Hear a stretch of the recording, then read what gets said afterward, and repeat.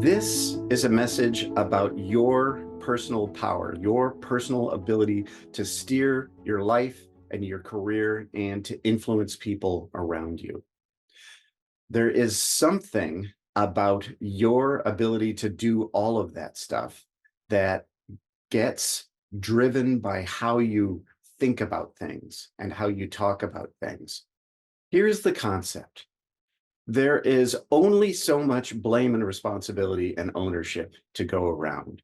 If you want something and don't have it, or if you don't want something and do have it, you might be in the habit of pointing to outside reasons for why that is so.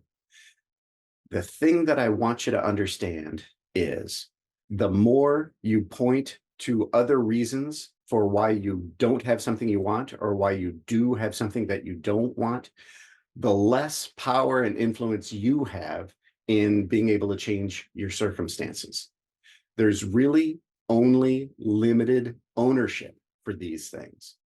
And the thing is, it can be easy to point to outside reasons for why you don't have something that you want, why you lost a project that you wanted, why you lost a really valuable team member, why business is operating in a way that's less than ideal for you right now. There's plenty of outside influences and factors that you can point to, but the moment you stop taking responsibility for it, the moment you don't own the current situation, is the moment that you hand your power over to something outside of your control. Now, don't get me wrong. I'm not saying that we're all impervious to variables outside of ourselves. That is definitely not the case.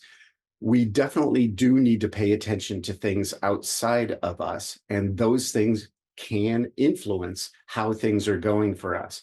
But the moment we blame what's going on for us on something outside of ourselves, that's the moment that we choose to not pilot our own ship. That's the moment that we choose to surrender our own influence over things.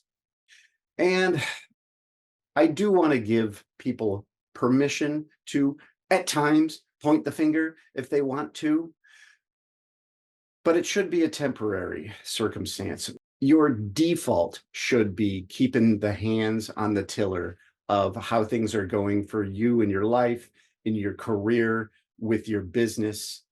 You want to retain ownership of that stuff. If at any point anything unexpected happens and you have an emotional response to it, it's totally okay.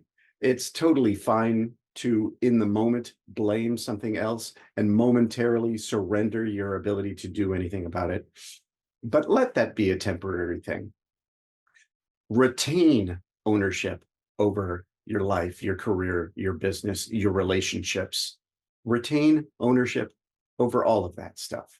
The more you can hang on to that stuff, the more you can steer away from the rough waters, and the more say you have in the future of things, the more control you have over where you go in the future.